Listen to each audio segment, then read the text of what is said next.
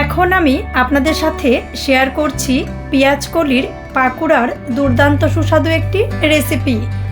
মুচমুচে সুস্বাদু করে ঠিক একই রকমভাবে পেঁয়াজ কলির পাকুড়া করে নেওয়ার জন্যে কোনো প্রকার স্কিপ্ট না করে ফুল ভিডিওটি আমার সাথে থেকেই দেখে নিন।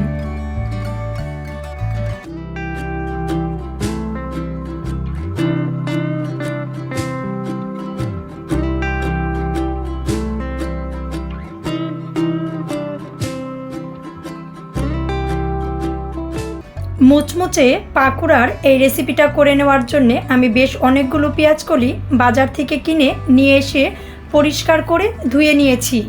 কেটে নেওয়ার আগেই পেঁয়াজকলিগুলো খুব ভালো করে ধুয়ে নিলে পাকুড়াটা অনেক বেশি টেস্টি হয়। কাটার পরে ধুয়ে নিলে বেশ অনেকটা জল থাকে, এর জন্যে কেটে নেওয়ার আগেই পরিষ্কার জল দিয়ে খুব ভালো করে ধুয়ে নিয়েছি। পেঁয়াজকলিগুলো খুব ভালো করে ধুয়ে নেওয়ার পর আমি ঠিক এরকমভাবে পিস করে কেটে নিয়েছি। আপনিও ঠিক একই রকমভাবে পেঁয়াজকলিগুলো পাকোড়া করে নেওয়ার জন্য কেটে নিতে পারেন। মুচমুচে আর একদম পারফেক্ট টেস্ট পাওয়ার জন্যে আমি যে সমস্ত উপকরণগুলো ব্যবহার করেছি কোনোটাই কিন্তু মিস করা যাবে না, সবগুলোই ব্যবহার করতে হবে। এর জন্যে আমি নিয়েছি মিডিয়াম সাইজের একটি পেঁয়াজ কুচি করে, সাথে নিয়েছি বেশ অনেকটা ধনেপাতা, নিয়েছি অল্প পরিমাণে কালো জিরা, নিয়েছি চিলি ফ্লেক্স, সাথে নিয়েছি বেশ কিছু কাঁচামরিচ কুচি। এর সাথে আদাগুলো ঠিক এরকম লম্বাটে করে কেটে নিয়েছি। আদাগুলো ঠিক এরকমভাবেই কেটে নিতে হবে। পেঁয়াজকলি ভর্তায় আদাগুলো খাওয়ার সময় মুখে লাগলে কিন্তু খেতে অনেকটা ভালো লাগে, এর জন্যে আদাগুলো আমি ঠিক এরকমভাবে কেটে নিয়েছি। পারফেক্ট টেস্ট করে পেঁয়াজকলির ভর্তা করে নেওয়ার জন্যে একটি মিক্সিং বোল নিয়ে পেঁয়াজকলিগুলো যে কেটে রেখেছিলাম নিয়ে নিচ্ছি।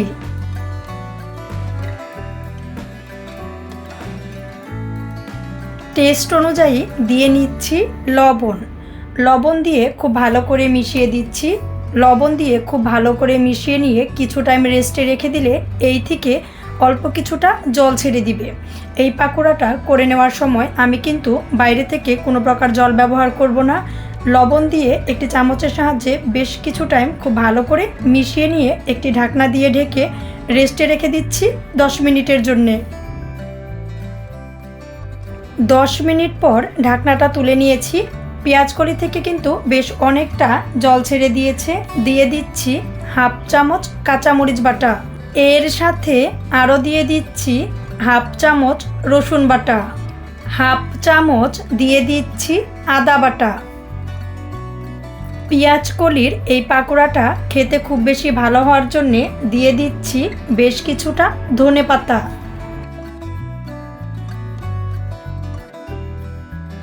দিয়ে দিচ্ছি অল্প পরিমাণে পেঁয়াজ কুচি। এই পাকোড়াটা ঝালঝাল হলে কিন্তু খেতে খুব বেশি ভালো লাগে। দিয়ে দিচ্ছি কুচি করে কেটে নেওয়া কাঁচামরিচ।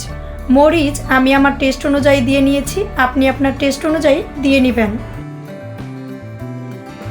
এর সাথে আরও দিয়ে দিয়েছি চিলি ফ্লেক্স, এটা কিন্তু অবশ্যই দিতেই হবে। দিয়ে দিচ্ছি অল্প পরিমাণে কালো জিরা। পাতলা লম্বাটে করে আদা কেটে রেখেছিলাম দিয়ে দিচ্ছি। আদা, কালো জিরা, ধনেপাতা এগুলো দিয়ে দিলে কিন্তু পাকোড়াটা খুব বেশি টেস্ট হয়, এর জন্য কোনো উপকরণই বাদ দেওয়া যাবে না। 1/4 চামচ দিয়ে দিচ্ছি হলুদের গুঁড়া। অল্প পরিমাণে দিয়ে দিচ্ছি শুকনা মরিচের গুঁড়া, এটা জাস্ট কালারটা ভালো হওয়ার জন্যে দিয়ে নিয়েছি। আমি কিন্তু কাঁচামরিচ বাটা, কাঁচামরিচ কুচি করে কেটে দিয়েছি, আবার চিলি ফ্লেক্সও দিয়ে দিয়েছি। এর জন্যে শুকনা মরিচ গুঁড়া খুব অল্প করে দিয়ে নিয়েছি, না হলে ঝালটা কিন্তু খুব বেশি হয়ে যাবে। সব কিছু দিয়ে নেওয়ার পর খুব ভালো করে মাখিয়ে নিচ্ছি।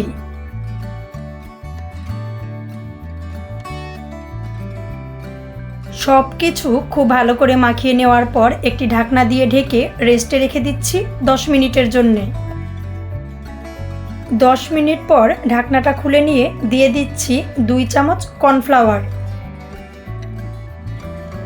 পাকোড়াটা খুব ভালো টেস্ট হওয়ার জন্যে আমি এই বেসনটা ব্যবহার করেছি। এই বেসন দিয়েই আমি সমস্ত পাকোড়াগুলো করে থাকি। এই বেসনটা দিয়ে করলে কিন্তু পাকোড়ার টেস্টটা খুব বেশি ভালো হয়। এর জন্যে এই বেসনটাই আমি সবসময় ব্যবহার করি। দিয়ে দিচ্ছি 1/4 কাপ থেকে কিছুটা কম বেসন। সব কিছু দিয়ে হাতের সাহায্যে বেশ অনেকটা সময় নিয়ে খুব ভালো করে মাখিয়ে নিচ্ছি।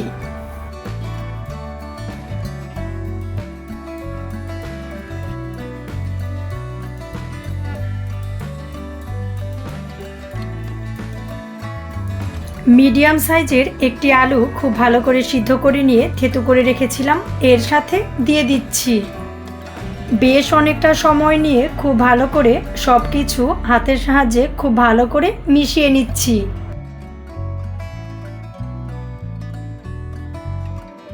বেশ ভালো করে মিশিয়ে নেওয়ার পর হাতের সাহায্যে আমি খুব সুন্দর করে পাকোড়ার শেপগুলো দিয়ে নিচ্ছি। আপনি আপনার পছন্দ অনুযায়ী পাকোড়ার শেপগুলো দিয়ে নিতে পারবেন।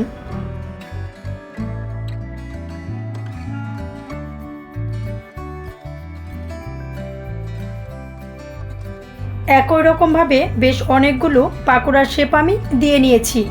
এবার ভেজে নেবার পালা। পাকোড়ার এই রেসিপিটা শেয়ার করার জন্য আমি প্যানে নিয়ে নিচ্ছি সরিষার তেল। আমি বেশিরভাগ রান্নাগুলো সরিষার তেল দিয়েই করে থাকি, এর জন্যে সরিষার তেল নিয়ে নিয়েছি। আপনি ইচ্ছা করলে সয়াবিন তেল দিয়েও করে নিতে পারেন। সরিষার তেল দিয়ে যে কোনো পাকোড়া করে নিতে গেলে তেলটা বেশ একটু সময় নিয়ে খুব ভালো করে গরম করে নিতে হয়। তেলটা খুব ভালো গরম হয়ে গেলে আমি পাকোড়াগুলো দিয়ে দিচ্ছি।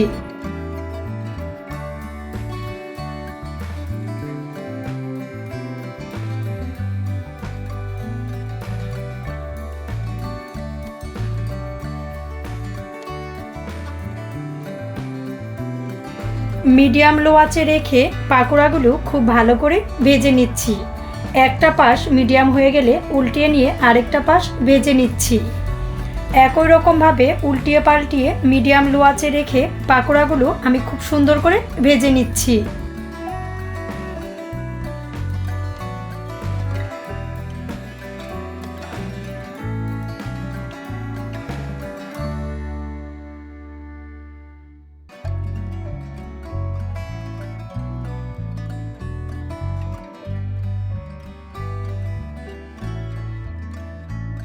বেশ ভালো করে পাকোড়াগুলো যখন ভাজা হয়ে গেছে তখন আমরা তেল ঝরিয়ে তুলে নিচ্ছি।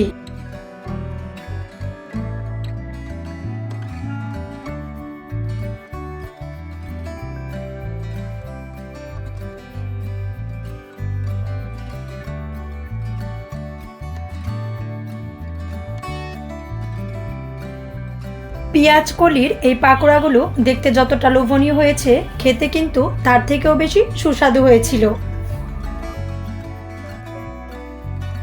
দেখতে লোভনীয়, খেতে সুস্বাদু পেঁয়াজ কলির এই পাকোড়াগুলো দেখে আপনাদের কেমন লেগেছে অবশ্যই কমেন্টস করে জানিয়ে দিবেন। ভালো লাগলে লাইক করবেন, শেয়ার করবেন, আর অবশ্যই সাবস্ক্রাইব করে আমাদের চ্যানেলের সাথেই থাকবেন।